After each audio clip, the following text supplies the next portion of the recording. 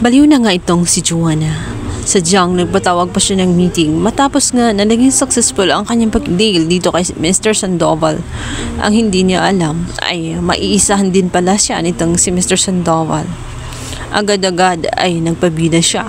Pumunta siya sa restaurant nga nitong si Ina at naka-microphone pa siya para lamang i-announce na i-demolish na nga ang restaurant ni Lola Arya. At ito nga'y katapusan na ng resto ni Arya.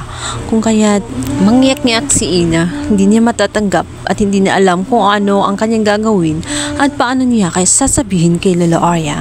Ngunit sinabihan si ni Lola Arya na huwag mag-alala, minsan ang ating buhay ay ganun talaga. Kung minsan tayo ay nananalo at kung minsan ay tayo ay natatalo. Kaya't ano man ang mangyari, pinakalma niya itong si Ina na tanggapin na lamang ang mga bagay na iyon. Ngunit magugulat na lamang si Ina dahil sa likod nito ay may mangyayaring ikakasurpresa niya sapagkat palihim pala na kinausap ni Lola Arya itong si Mr. Sandoval at dinoble nga niya ang presyo para lang makuhang muli ang Arya's restaurant. Kung kaya't nagugulat na lamang itong si Joanna. Matapos dumating nga si Lola Arya upang ipakilala ni Mr. Sandoval na siya na nga ang may-ari. Noon, parang malaking sampal kay Joanna. Sapagkat sinabi nga ni Lola Arya na matagal na nga siyang nagmamanman sa mga ito.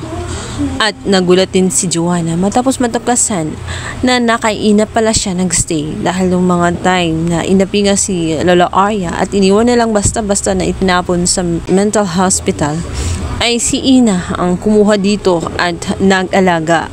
Si Ina na hindi kaano-ano.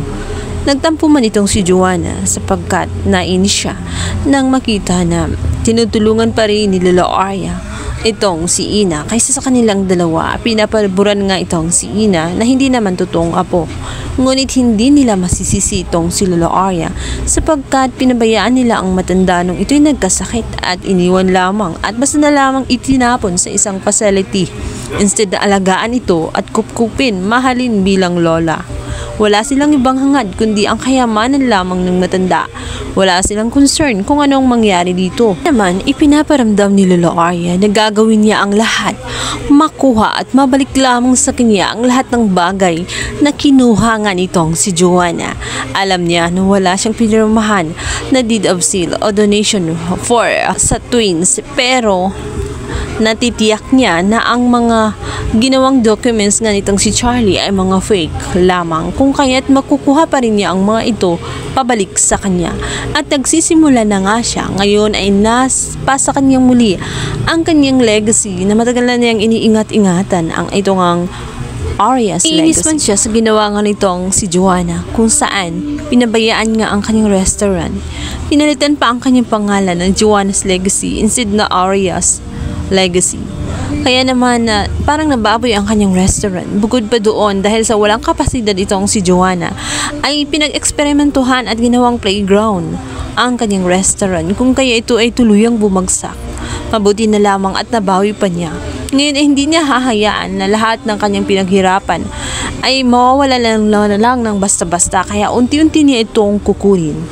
Kinabukasan ay magugulat nga itong magkambal na itong ang si Joanna, itong si Juan, dahil bigla ngang makarating itong si Lola Arya sa kanilang bahay. Nainis si Lola Arya dahil napakasama nga nitong si Joanna. Talagang wala siyang pagpapahalaga sa mga bagay na pinundar nga ng matanda.